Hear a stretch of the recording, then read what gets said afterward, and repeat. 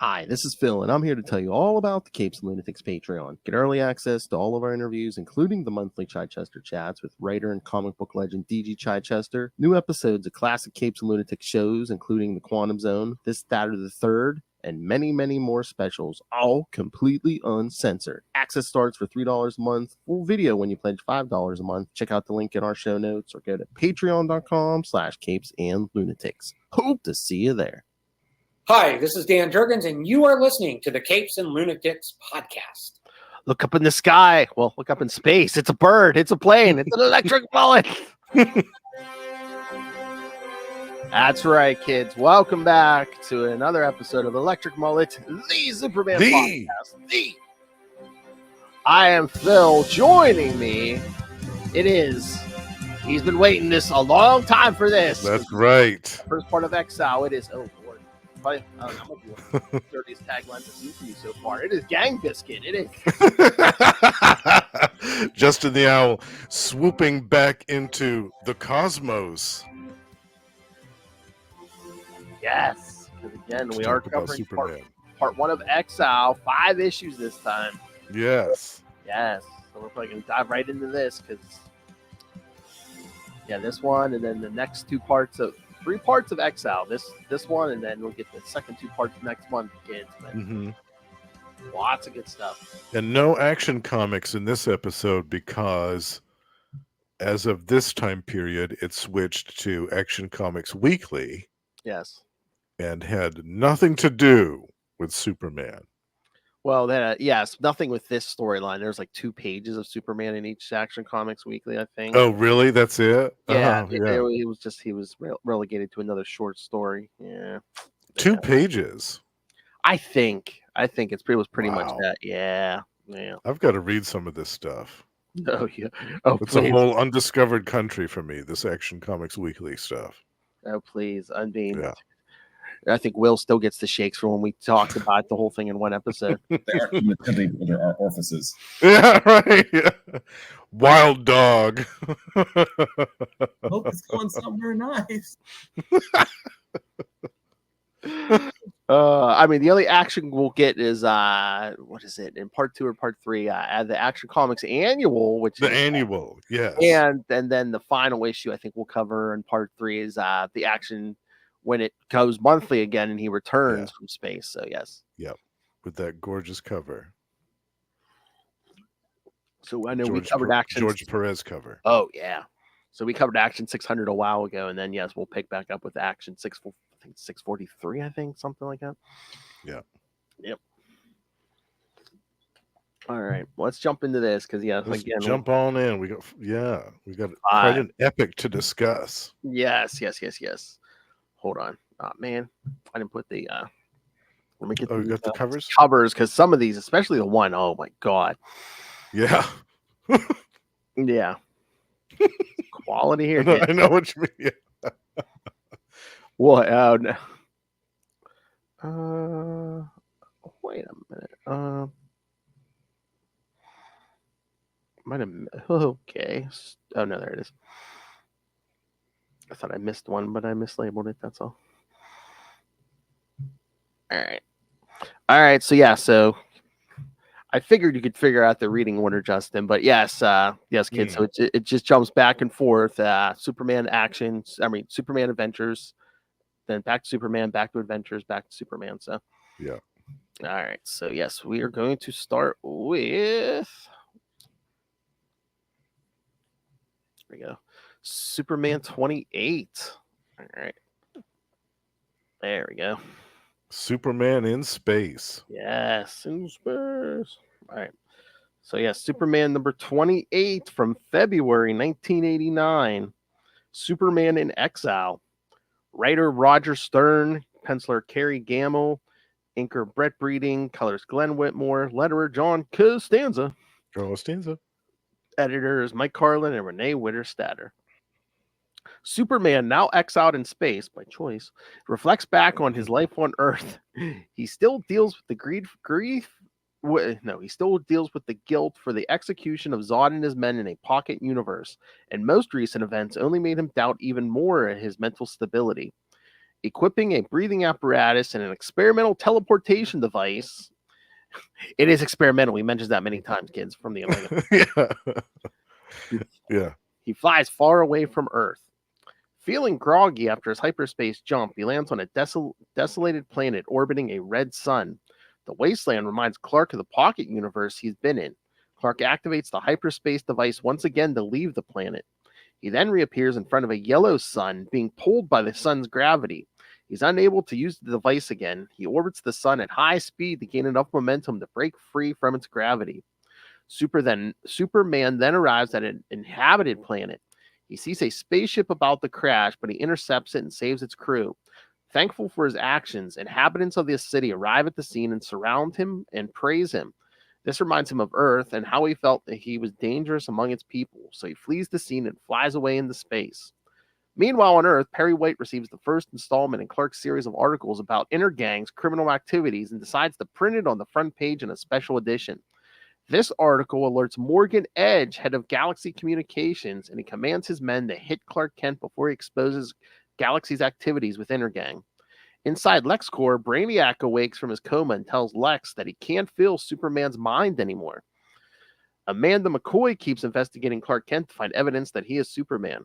Private Detective Matthew Stockton, unaware of Kent's duplicity, prompts the idea of breaking into his apartment, something McCoy declines. Ignoring her warnings, he decides to break in anyway.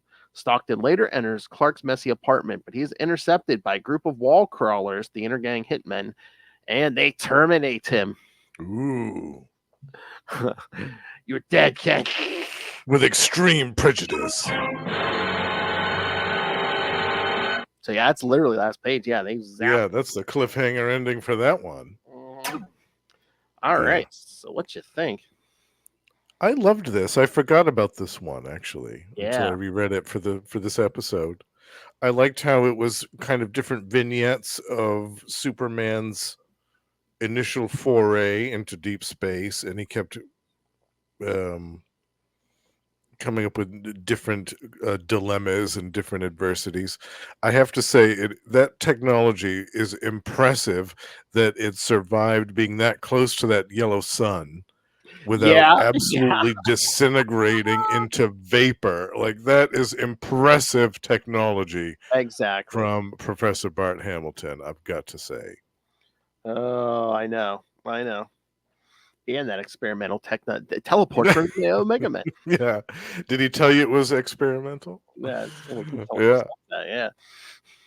It's experimental, by the way.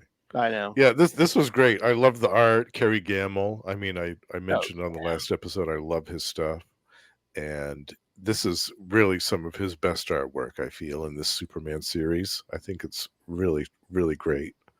And it still looks good. 35 years later, it still looks good. Yeah, I had forgotten about the private detective too. I forgot about that guy, and and how much he kind of looked like Clark, like a rougher around the edges, from the wrong side of the railroad tracks, Clark Kent. Yeah, because they did have him and her in the one issue. Yeah, when Gangbuster showed up, so I don't know if they were trying to play it where he was another Gangbuster suspect for a while there too. So because he kind of disappeared when Gangbuster appeared the one day. Right. But yeah, keeping the mystery going. Yeah. But no longer. That's the end of his mystery. Oh yeah. Now you know, kids. Why I was like, oh, see, he looks just like Clark Kent. Yeah, because confused them with Clark Kent and left them dead. Sometimes that can be deadly in Metropolis. And yeah, wall crawler is not a clever nickname. They literally climb down the side of the building in the apartment. I know. Yeah, that's kind of a blatant ripoff, isn't it? Yeah. Intergang's ban spiders. They've got their lawyers on it. Damn. But yeah, what did you think of this one, Phil? Oh, I like this. Yeah, I like the him trying to find a place, and then that dead planet. He's like, "Oh, I'm back in the pocket universe." No. Yeah. And then, like you said, the sun. Yeah, that belt really takes a beat. Really made of stirred stuff if it survives the sun. Keeps on going. Yeah. But I love how he's like, I can't escape the sun, but it's this close to a yellow sun. My souls are like supercharged. So Yeah. because he pretty much he uses the slingshot effect. He's like I've never gone this fast before. This worked in Star Trek 5. This could work for me. I don't want to end up back in time. What that was for. Yeah, and I liked how every planet that he went to reminded him of something else from his recent past. Yeah, so like these little pink aliens. Yeah, Yeah. When he first showed up in Metropolis. Yeah. Yeah. But yes, they have an eyewitness to the Matt Stockton killing because then the old neighbor lady like sees him from behind, so she thinks it's Clark. Yeah. Yeah. Oh yeah, this is a good one. Oh, these are all good. Yeah. Yeah, this is a good little batch of issues to set off Exile with. I know, and we didn't even get to the main event yet. Yes. Yeah. Yeah. Yeah. That's still yet to come. All right. You ready for the next one? Yes. All right. All right. So yes, now we jump to Adventures of Superman 451. Finally back on the app, the Adventures of Superman issues. So yeah. After a lengthy absence. Yes. Yeah. I like this. Oh, I like this cover too. This is a cover. Yeah, that's a great cover. The stack of newspapers. And where is Superman? Yeah. Charred remains. Yeah. I know they waste no time after the end of that last issue. Like charred remains. Yeah. Must be those a missing planet reporter. Yeah. All right. So Adventures of Superman 451 from February 1989. Dangerous Ground. Writer, penciler, and inker Jerry Ordway. You go, Jerry. Wow. I know. Colorist Glenn Whitmore, letterer Albert de Guzman, and editors Mike Carlin and Renee Witterstatter. Superman flees from the crowded planet to the emptiness of space. He finds an asteroid field with some corpses floating around, covered in some kind of organic slime. Suddenly, he encounters some strange space organisms that try to absorb him. He finally escapes using the teleporter. Meanwhile, on Earth, the people of Metropolis think Clark Kent is dead, so Lex Luthor begins the plan to get back at Intergang for his murder.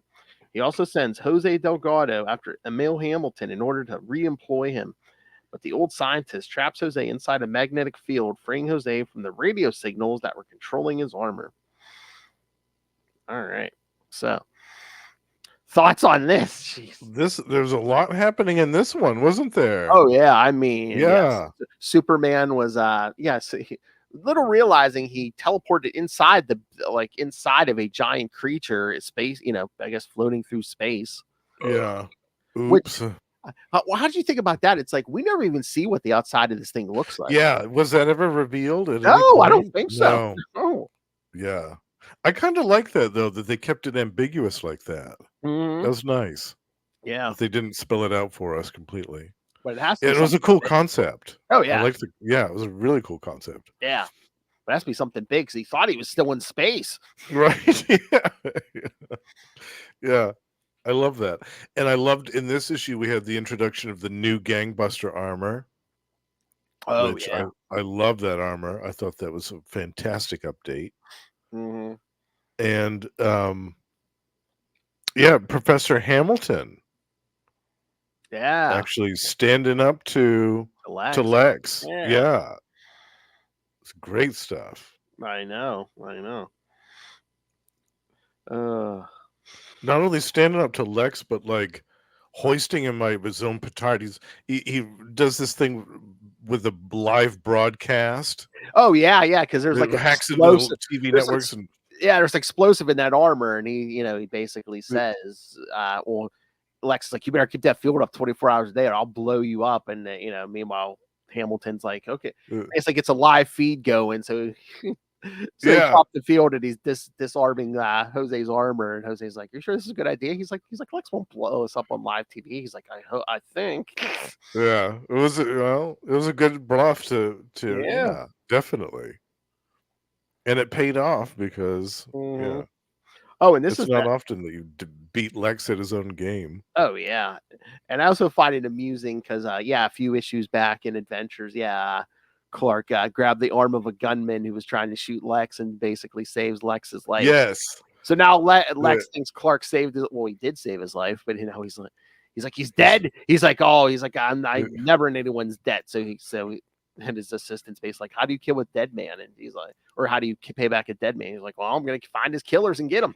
Yes. So who would have thought that he would be out to avenge Clark's death? Yeah.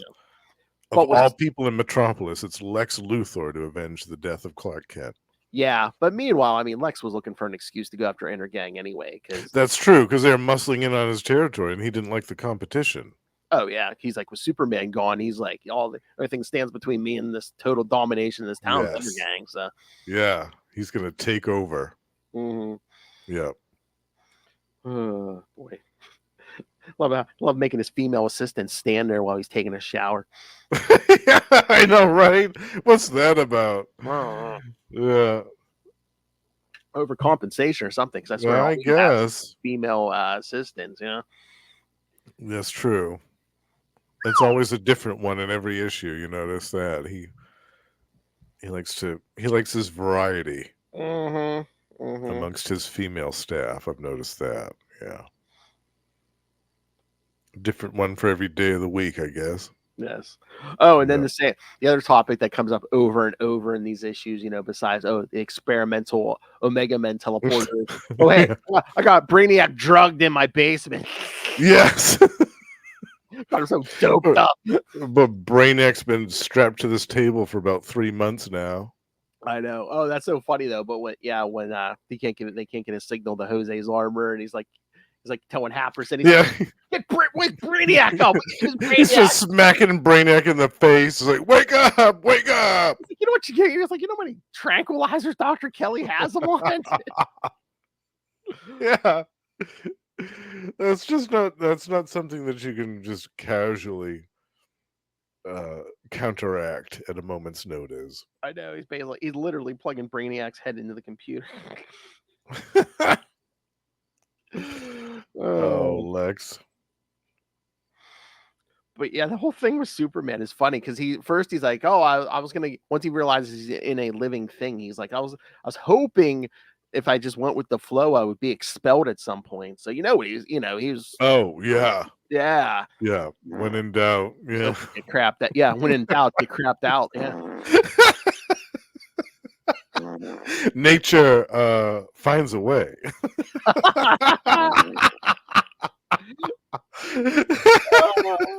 Nature finds a way. Hope it's going somewhere nice.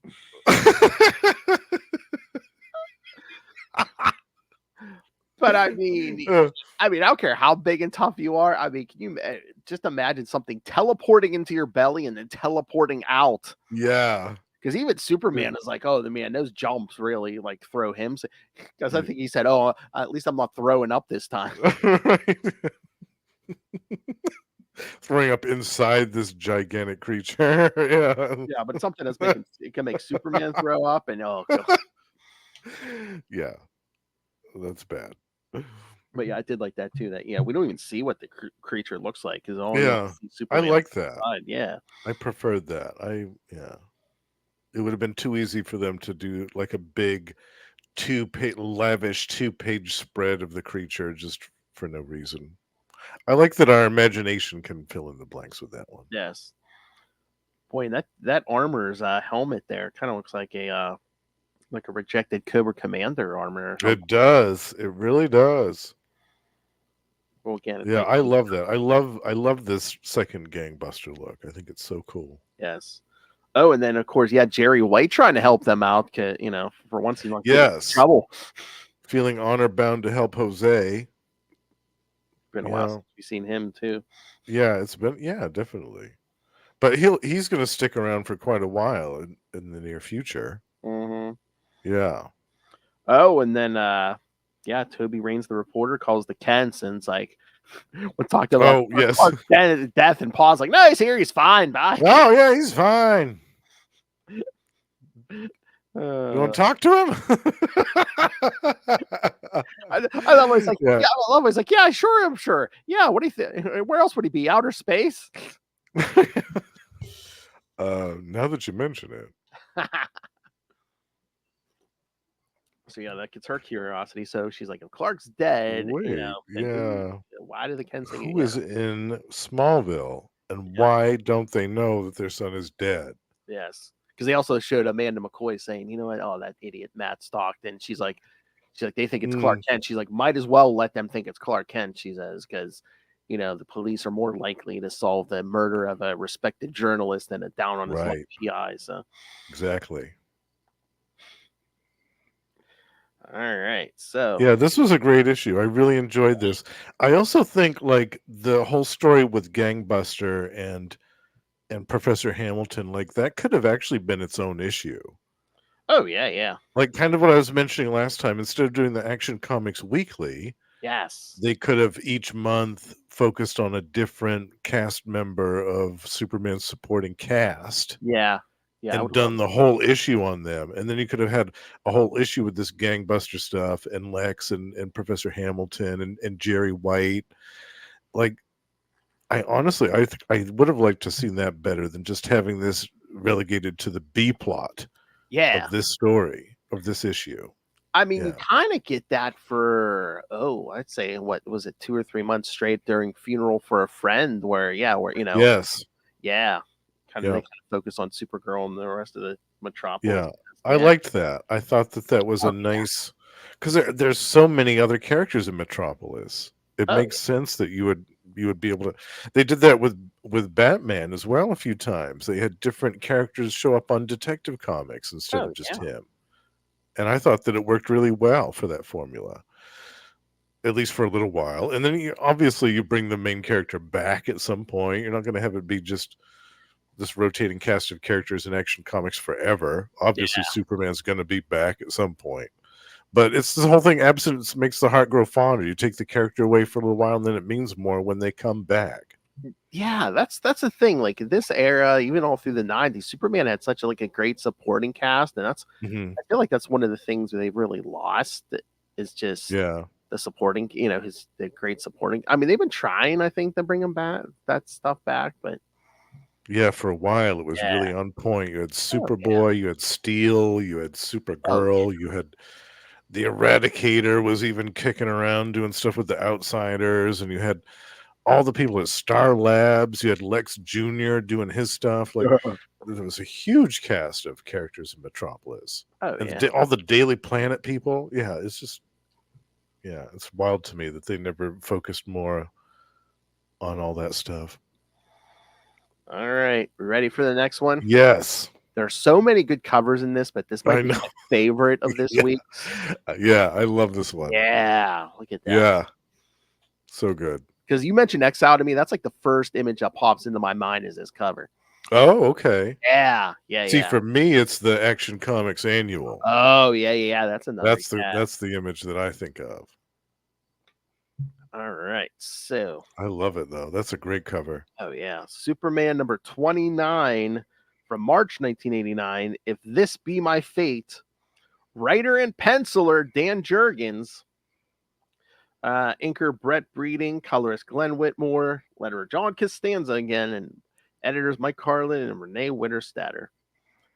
Superman rescues an alien spaceship fleeing its home planet. It's some of those same little pink aliens from Superman 28, but for some reason they're hightailing away from the planet. Then, which again, the life support failed. He helps get it back on, and then tosses it. Oops. Then investigates the planet to find it totally lifeless due to the word bringer. He's back, kids. He then follows the invaders' lead to his massive spaceship where thousands of brains are stored, forming the Union. Meanwhile, Lois Lane investigates another location which had been victimized by the word bringer, Trudeau, South Dakota, which I think it was a week me and Tyler covered. It was Adventures of Superman Annual 1. Oh. Yeah. Because I remember reading this first time, like, did this really happen in a comic? Because they never have any editor's notes or anything, but Yeah, I was wondering when that Yeah. happened, that Trudeau stuff. Yeah, Yeah, I Adventures of didn't read Superman. that annual. Adventures of Wow. Superman Annual 1, drawn by Dan Jurgens, so that's probably why, he got the idea Okay. from there. But written by someone who really didn't, I don't know if he ever really wrote a ton of Superman, but definitely not in this era, Jim Starlin. Oh, no kidding. Uh-huh. Wow. I gotta go back and read that. Yeah, Yeah. because they show like, this whole town goes dead. No one can contact it. They send in the military. They disappear. Mhm. So the White House calls in Superman. He goes in and finds it just like this alien planet. He's like, Oh, town's deserted, and just like people just disappeared all of a sudden. And he goes down into the sewers and finds, so this story is a direct sequel to that. yeah. Okay. Because that's the Nice. other thing. Before even the Pocket Universe, like he thought, all those brains and Trudeau, like used his body to like kill their life support, because they're like, oh, without our bodies, we don't want to live as these disembodied brains. So Okay. Yeah. yeah, so that was That makes it. that was another thing to weighing on him. Yeah. Yeah, I didn't read that annual, so this story makes a lot more sense in that context now. Yeah, it had been a while since I read it not too late. Yeah, I know I read it for the podcast, and I read the annual like, oh god, years after the fact. I read this, so yeah, that's what I said. I'm like, oh, where did that story take place? Did it take place, or did they just make this up, or Right. Yeah. there's again no editors. No editor's notes anywhere. Yeah. That would have been a little helpful, but that's Yeah. okay. I love that Superman was able to repair the life support on this alien ship because he worked on his father's tractor in Kansas. Oh, yes. Well, they're all universally compatible. Remember in the movie Independence Day? Oh The yeah, computer was compatible with that CD-ROM thing? Yeah. Mhm. Totally. It's all universal. I should have been like, I see a little bit. I noticed a little bit from the the info dump I got from Jor-El, back. Yeah. Right. Oh, and then Yeah, this was cool. I liked how Lois was on Earth kind of doing her investigation Mhm. into what happened in that town, and it was tying into what Superman was doing out in space. That was clever. Yeah, because I first, I like mean, that. she goes to Clark's apartment, and then she's not feeling it, so she tells Well, yeah. Perry, I need to get out of town. Give me a story out of town. He's like, all right, I got one for you. And she's like, she called him off to the Soviet Union, Tibet, Egypt. He goes, how does Trudeau, South Dakota strike you? I'll eat you for this, Chief. Yeah. You said you wanted to get away. How about South Dakota? But yeah, Lois doing her investigation because the army's kind of trying to keep the wraps under this whole thing. Of course. Saying Yeah. it was a train derailment, and the a chemical spill basically just killed the Yeah. town. Yeah. So Yeah, they like to use that excuse. The yeah, train derailment. Yeah. she goes down in that sewer where Superman battled the Wordbringer the first time, and Yep. and then we see Yeah, that was cool, that ship with all the brains on it. yeah, I thought, wow, that's cool. I love that. yeah, because like you Some said cool sci-fi stuff here. yeah, because like you said last time, when he escaped Earth, the Wordbringer kind of like cloaked his departure, but yeah, here Superman's like, well, he didn't even bother covering his tracks this time because he thought everyone was dead. Mm-hmm. So yeah, he's been. And then that army general telling Lois what happened in the annual. And then that giant ship of the Wordbringers. I love. He's like, it looks enormous, and I'm still miles away from it. Yeah, yeah, it is. That ship is like the size of a planet. Well, yeah, I said you got or a moon. Yeah, metropolis in it. Yeah. yeah. So, yeah. So yeah, what did you think? This was actually my first time reading this one. Oh, this really? one and the other two parts of the story. I missed all of these. Oh, wow. So this is my first time reading the story with the Wordbringer and Eon and all these people. Yeah, I thought it was really cool. I really liked it. I mean, obviously, we've got some great artwork from Dan Jurgens here. Yes. And like I said, I love how they tied in the stuff with Lois with what Superman was doing out in space. Yeah, that was really cool. Yeah, I really enjoyed this. I was a little confused about the Trudeau stuff because I Yeah. didn't read the annual and I didn't know that they were linked. I didn't. Yeah, but beyond that, I really enjoyed this story. I thought it was a nice, refreshing change of pace from the previous couple of issues. Mm-hmm. Yeah. Yeah, because I guess this is like, I don't know if it's a fill-in two-parter, but yeah, like Dan Jurgens like writes and pencils this issue and the next one. So, Right.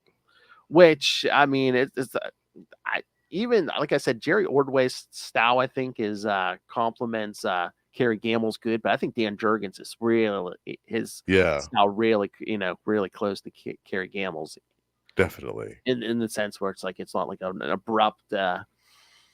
It's not a burn where it's just like, oh, okay, yeah, that's a different. Right. Yeah. Exactly. Yeah, I know what you mean. Yeah, Jerry Ordway's style is very distinctive. Mhm. Yeah, but it's a much different style from Dan Jurgens, whereas Kerry Gamble's is more similar. Yeah. Definitely. It's that kind of classic comic book style. Yeah. All right. Ready for the next part? Yes. All right. So let me jump back to Adventures of Superman 452 from March 1989. Hell Beyond. Again, writer penciler Dan Jurgens, inker Dennis Jank, colors Glenn Whitmore, letterer John Costanza, and editors Mike Carlin and Renee Witterstatter. Superman finds the Wordbringer spaceship, and he is horrified to find a long hallway full of tanks preserving living brains in them. He is suddenly attacked by the Wordbringer. Superman fights him once again, but this time the Wordbringer has merged all the minds in the Union, his collection of brains, into one body, creating the being called Eon, a powerful humanoid being fueled by the knowledge of countless beings. Superman and Eon battle while Superman tries to convince Eon that Wordbringer's ways are wrong. After a long fight and the death of a member of the Union, Eon and Wordbringer come to an understanding with Superman, saying that they will only take brains that are willing to join the Union instead of forcing them. Superman tells them that he'll allow this, but if they screw it up, he will be back. Superman promptly leaves Wordbringer's ship and flies off into space. All right. Thoughts? Yeah, like I said, my first time reading the story, I loved it. I thought it was great. Yeah. And we have a force that's powerful enough to present a challenge to Superman, a Yeah. substantial challenge to Superman. What that cover? Yeah, look at Yeah, so good. I remember the first time I saw this, I thought, is that Brainiac? Is that Vril Dox himself? almost looks like. Yeah. Kind of, yeah. But then, and then I saw Brain Dead. I thought, oh, is that Brainiac? But no, it's a totally different character. Yeah, I love this story. I love Oh yeah. weird, imaginative sci-fi stories in space, Mm-hmm. with really good characters and interesting plot developments that aren't typical. Like I wasn't expecting to see Eon show up like out of the union of all these brains and all that other stuff. I wasn't expecting to see that. That was cool. And did that character ever come back? I Do you know? thought there was not for a long wait. I thought Dan Jurgens did a special not too long ago. It seems like he would be a character that would return for something. It's saying here it's his only appearance, but I thought there was something Oh. like a special Dan Jurgens did not too long ago where they Eon or unless they just used the name or something. It was a different Eon. Yeah, because it's saying that this is his only appearance and this is the last appearance of the Wordbringer. So. Oh wow, okay. Yeah. That's kind of a shame because Yeah. they're both interesting characters and they're very powerful. Yeah, because it's interesting. Yeah, the whole Wordbringer thing. Because it's like he's not kryptonite. He's not magic, but he can still. Yeah. Well, definitely. I mean, he's still vulnerable to psionic attacks too. Yeah. Unfortunately, as as we saw with Brainiac, unfortunately for Superman, he just can't really do much against that type of assault. But yeah, I enjoyed this story a lot. I thought it was cool. It surprised me a couple of times, and of course, I love the artwork and the script. Yeah, it's good stuff. Oh yeah. I'm kind of surprised, that they never brought either of these characters back again. It's surprising to me that didn't happen. Mm-hmm. And then Lex is still looking for a challenge. Yeah, and I was surprised by that. I thought, wait a minute. A couple of issues ago, Professor Hamilton made you look like a fool in front of everyone. I can't remember what issue, but I think there is an issue this week. I forget which one because I pretty much read these back to back. But I think he says something like, "Oh, I'm gonna, I'll get my revenge on Hamilton," but nothing specific. But yeah, I think I would have thought he would have been obsessing day and night over how to get back at Hamilton for that slight. Well, he's got a lot on his plate. I mean, Intergang, and now he's throwing himself a new challenge. True. Star Yeah. Labs, and then next episode, he's gonna get a big challenge. Oh, that's right. Yeah. Yeah. And then Cat Grant spending time with Morgan Edge, but yes, I forgot about that. That's gonna bite him in the butt. Yep. Is that just a coincidence? I mean, you know how I said before about Lex having all the female assistants? Does Morgan Edge have all black servants? Look, I didn't notice. The guy with the drinks at the front door, and then there's the maid. Is that just a coloring thing? Or... oh God. Oh no. He's a business with Darkseid, so what? And he's a racist. What? Yes. Oh no. Ugh. Get rid of Morgan Edge. Yeah. Well, eventually he's going to prison. Yeah. I didn't notice that though. I know, it just hit me. I was like, oh God. Jeez. Again, maybe it's just a coincidence. Oh.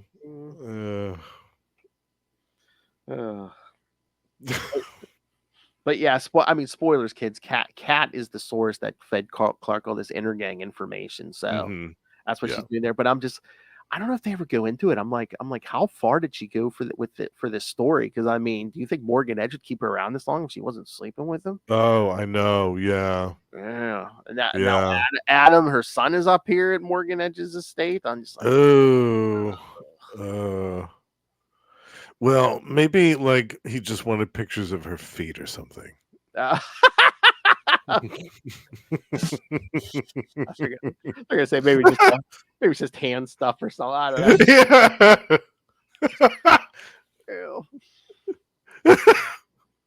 know. Maybe he wanted one of her magenta blazers to wear when she wasn't wearing it. Let me just smell your shoe.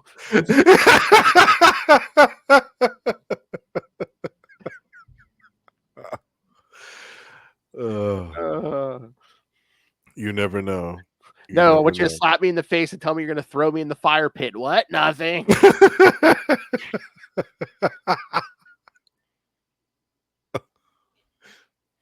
Want you to step on my testicles and say, "For the glory of Darkseid." Call me Granny Goodness. No.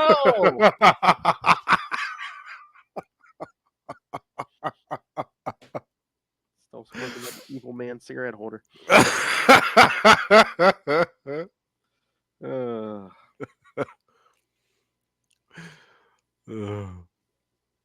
Boy, and I thought the Wordbringer was the biggest evil in this issue. Yeah. No, he hasn't got anything on Morgan Edge. Like I say, at least Lex is evil, but at least he'll screw over people of every race, and color, and age. Exactly. Lex doesn't discriminate. Yeah. You're all beneath Lex. Right. Mm. All right. So, what you think? Anything else on Yeah, that? I love that. Yeah, like I said, I wish that they had done more with these two characters. That's my only complaint, was that this Yeah. was the end of it. I thought that this had potential to go on to do more things, especially when you have a ship that's the size of a planet. Like Yes. that, it seemed like to me like the ship alone would be fodder itself for some type of multi-part story. And again, if you don't bring him back here, I mean, you could always do like a Green Lantern story with him. I mean, Mm-hmm. how long are these people going to live? I mean, bring him back as Right. Legion of Superheroes, something. Yeah, exactly. Yeah, there's a ton of potential here. But Maybe someday they'll come back. Who knows? but I do like Dan Jurgens did bring him back because again, he did escape justice last time. So Mm-hmm. and two, I do like, once Superman gets his hands on the Wordbringer, he's like, well, what do I do? I'm stuck with the Phantom Zone criminal situation. There's no Yeah. law here. Right. There's no judge or jury or anything. It's like, Yeah. once again, do I have to kill this guy so he doesn't like murder planets? And if I do, where does it end? Exactly. Yeah. But then, yeah, Eon can read his mind. And he says, "No, I think I have your solution." He's like, "Yeah, no. Now that we have a body, we're in charge, and we'll only take Mm-hmm. people who are for joining the union and who are like close to death." So, Yeah. Which is smart. I mean, yeah, you don't want to just assume that somebody wants to join your telepathic union. exactly. Yeah. All right. Anything else, or should we get to the No, last one? yeah, let's move on to the last one, which has Yeah. a great cliffhanger ending. Oh yeah. Yeah. Yeah. Oh, that's that cliffhanger. Let's point out something that's kind of funny there. All right. Adventure. I mean, not adventures. Superman number 30 from April 1989. Alone! Exclamation point. Alone. Writer Roger Stern, penciler Carrie Gamble is back. Inker Dennis Chang, colorist Glenn Whitmore, letterer John Costanza. Costanza. Editor Mike Carlin and Renee Winterstatter. Superman arrives at a planet with an Earth-like atmosphere, with a prairie that reminds him of Kansas, the perfect place to live. There he builds a house out of clay and grows something similar to wheat. All his efforts are in vain because a tornado wipes out the entire farm and his home in the middle of the night. When the sun rises again, he discovers that the ecosystem on that planet is too unstable, so he flies away again. On his way out, he is intercepted by a meteor storm, as you see on the cover there. Mm-hmm. And he releases all his anger by punching out these rocks. Unnoticed to him, one of these rocks made a hole in his life support system, leaking his oxygen supply. Uh-oh.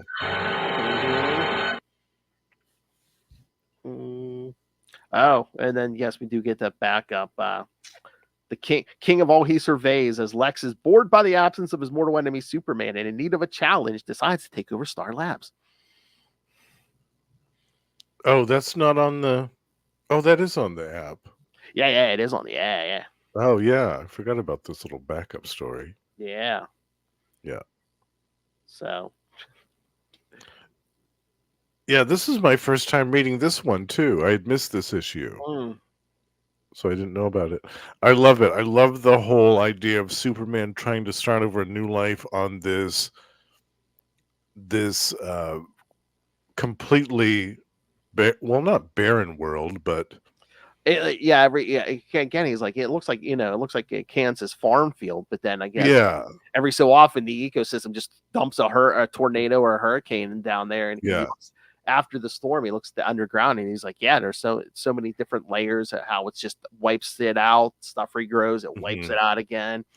It's constantly changing. Mm-hmm. Yeah.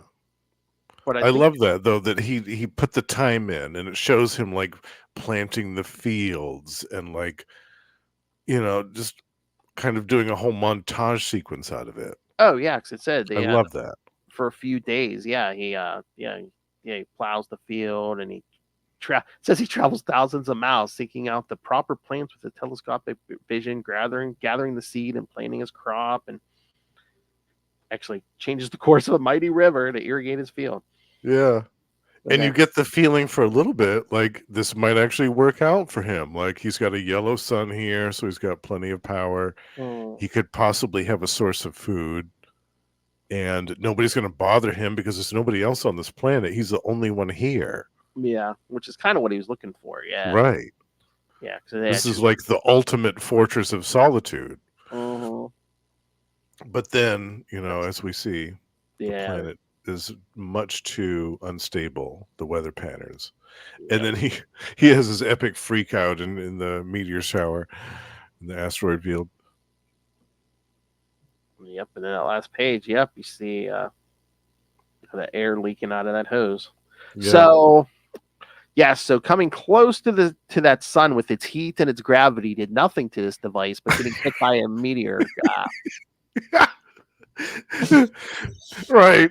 Well, maybe it had been weakened by the heat from the sun to That the extent that the that and when those like antibodies from that huge creature, Yes. like, didn't he say, With- that's almost like like it was acidic, like it was trying to break it down. Yeah, the acid. Yeah. All of that abuse finally wore it down to the point where the shrapnel could pierce it. Mhm. But only then. All those hits. Yeah. Yeah. Oh, And the backup story was okay, but like I said, like this should have been its own issue. yeah. We should have had this in Action Comics Mhm. as an issue by itself. Lex on his tirade about who he's going to take on next in Metropolis, and then elaborate further upon that. Mhm. Have developed a little bit further, and throw in some other characters as well. This would have made a great issue by itself. Mhm. Yeah. Oh, but never fear, Justin. Next episode, Lex is pretty much getting his own issue as he fights. Mix Pitalik is back. That's true. That is true. Yes. Yes. Yeah. So he does kind of have his Yeah. day in the spotlight. That's true. Oh, and then we get this will come back too, kids. Matrix, basically, Mm-hmm. thinking about the Kents, and then Flying around a little bit. going through Clark's stuff, and and she she wonders what is it like to be Clark Kent. Yes. And that will very conveniently come into play later on. Oh yeah. Oh, yes. At a very crucial moment. Yeah, this was great. I love this. Yeah, for the first time reading this, it was fun. Yeah. My only complaint is, like I said, the Lex story should have been its own issue. It should have been Oh yeah. an Action Comics issue by itself, and I thought it would have been smashing. Oh, like that cover. Yes. Exactly. Would have smashed those asteroids all over the place. But I love how Lex blames Superman for losing his hand. He's like, "Oh, it's all Superman's Yeah. fault. I had to wear this ring." It's like, no, you didn't. Yeah. Superman forced me to wear this chunk of radioactive rock on my finger. He got uppity and he forced me to wear this ring. Yeah. I tried to take it off, and he flew into my room and said, "No, put that ring back on, damn it." Yeah. Whatever, Lex. I love how he's like, "Oh, it almost killed me," thinking, taking his hand kind of secured him. Oh. Not for long. Yeah. Yeah. I can't wait to get the Lex Luthor too. Oh man. Oh Yeah. my god. Oh, because again, isn't the cover story he's like from Australia, so he has to Yes. stupid Australia. Oh my god. We need to find when we get to that point, we need to find one issue, like a one and done. We need to do a live read, and we need rated to be Lex Luthor too. Yes. Yes. Oh yeah, absolutely we do. We do. It has to happen. And Ray hasn't been on Electric Mullet yet. No. So it'd be a perfect opportunity. Yeah. Yeah. I love that idea, Phil. Well, that needs to happen. Yes. Oh, live read. Which issue is that? Do you know offhand? What? What, when he first appears, Lex 2? Because Well, he's around for his a while. first full appearance. Like where he... It's gonna be a wow. I think it's 91. Because I think Lex he fakes his death. Was it like Action 659 or something, or 660, something like that? I think it's not too long after Crisis of the Crimson Kryptonite. So Oh, okay. Yeah, So yeah. maybe 90, 90, 91. yeah, I mean we're a little away from it. Might oh God, it might be Yeah. at least next year. So Mhm. Mm, Something to think about, though. We got to have Ray on for that. yes. Yeah. I'll have to mention that to him. Yes. But I guess people are starting to realize Superman might be gone because they're saying Lex is talking about Defense Department photographs taken by U.S. spy satellite of Superman kind of flying out of the solar system. Oh, they've got the receipts. Yeah. And Lex is basically all upset 'cause he's like, "Oh, I've been robbed of the opportunity to humble him," and Yeah. Oh yeah, this is the point where he's thinking about Emil, Hamilton, and Jose. Basically, Right. yeah. Yeah. And I like that there was an acknowledgement there of that. Because, I mean, that Lex should have been more furious about that than he was. Mm-hmm. He sent Jose to kill, or at least at the very least rough up Emil. Hamilton, yeah. Yeah, and then not only does that not happen, but Hamilton basically just shits on his doorstep. I mean, again, unless he just sees them so beneath him, or again, he just has so many things in the fire. Intergang, and now he's like, he's sitting there going, Superman was my greatest challenge. I was robbed of, triumphing over my greatest challenge. I know. I'll do a hostile takeover Star Labs.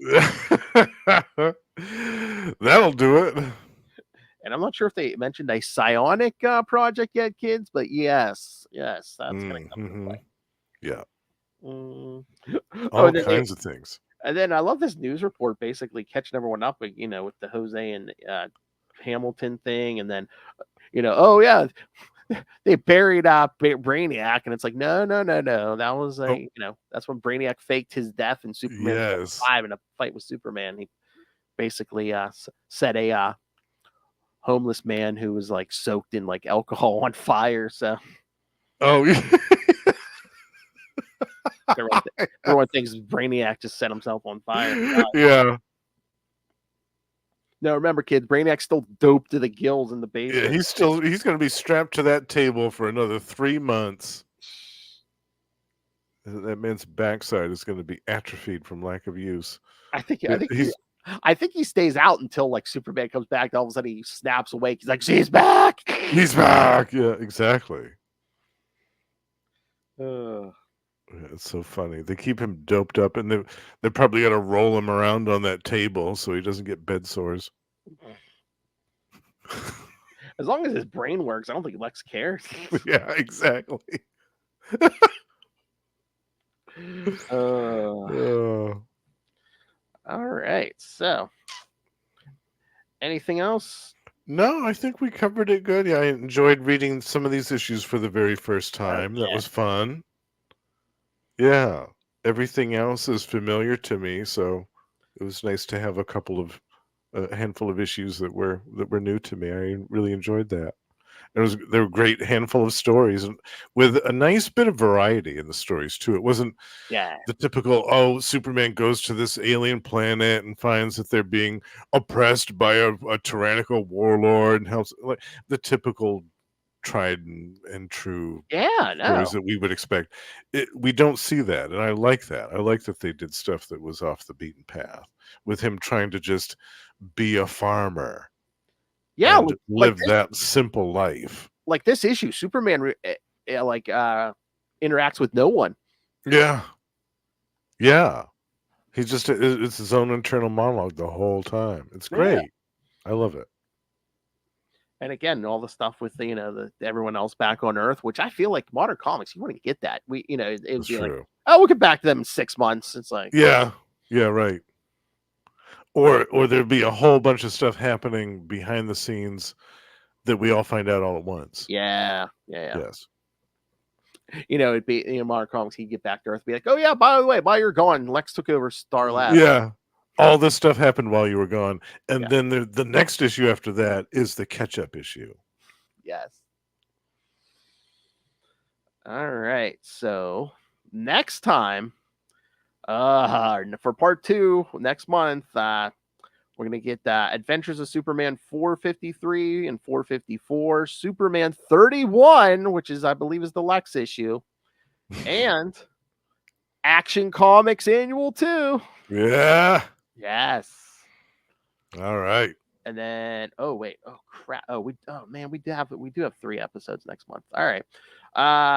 So the second episode we'll wrap up Exile. It'll be Superman 32 and 33, Adventures of Superman 455 and 456, and Action Comics 643, The Return, with that beautiful George Perez cover.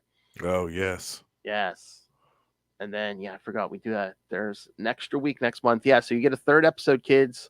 So get all the Superman Returns to Earth stuff. Superman 34, Adventures of Superman 457, and Action 644. I'm trying to remember. And if I remember right, Superman Superman 34 is the Skyhook. issue with Skyhook. Yes. So I will be there. You're going to for get a that full month of Justin next month. That's too. right. Yes. Yes. Oh yeah. Oh yeah. Oh yeah. And Action 644 is one of my personal favorites. Yeah. Superman has to fight Matrix in a different form. Yes, I love that one too.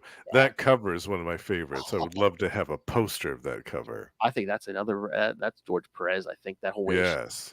Yeah. It's tremendous. Yeah. And we've got, I think after that, also, I'm going to be back for another episode. Oh.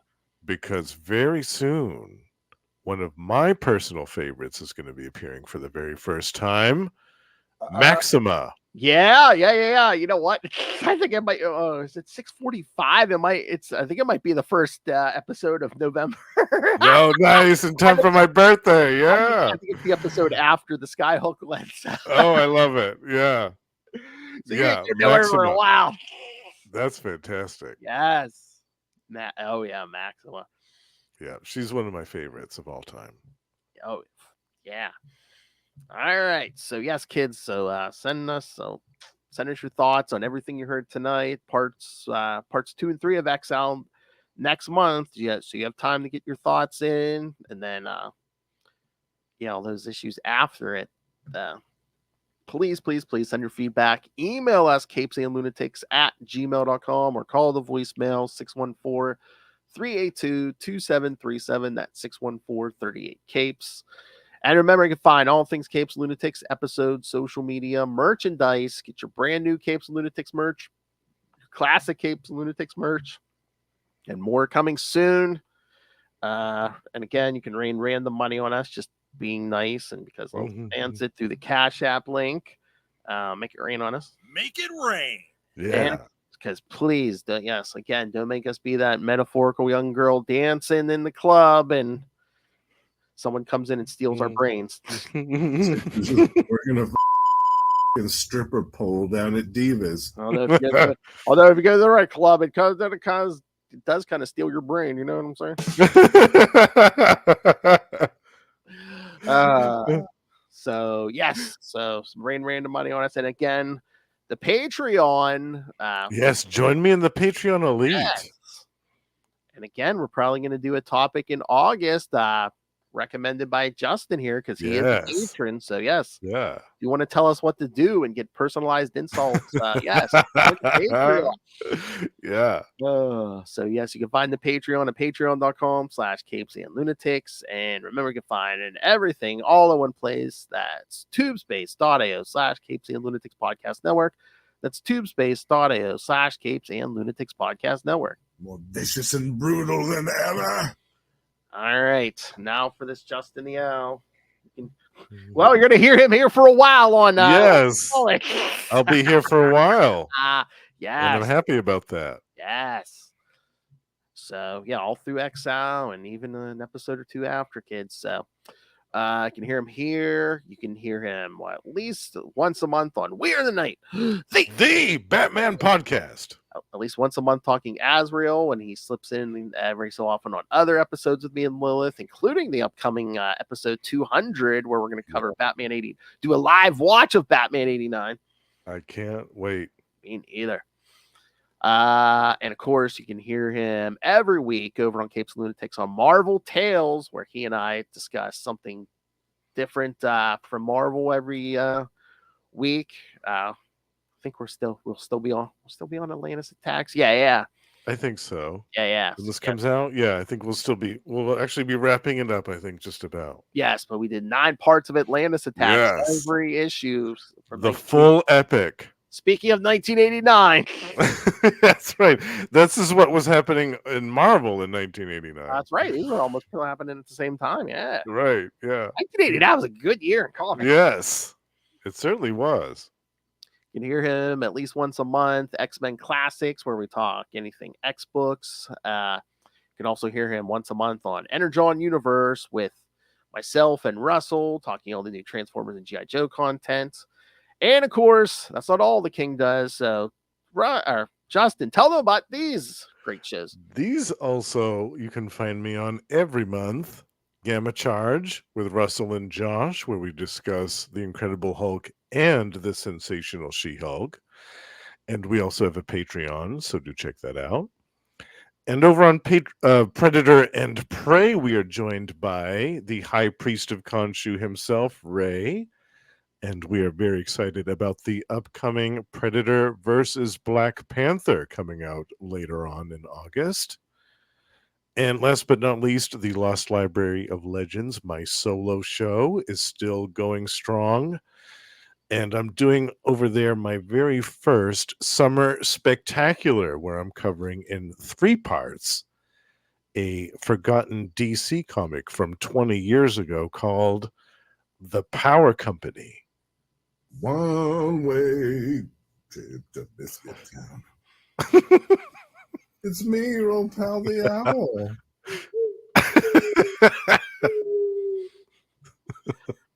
Don't shock them up. Yes.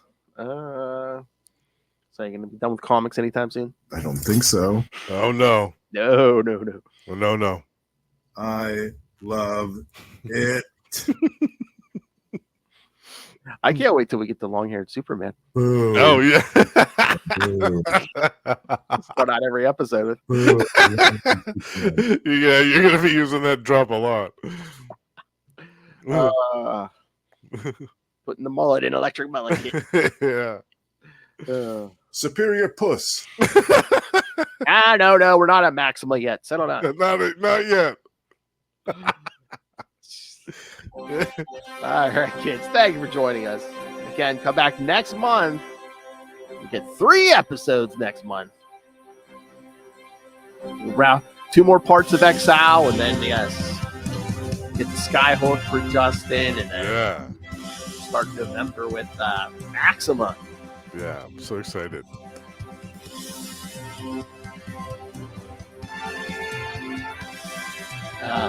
So good. Yeah. I can't wait to get that Lex issue.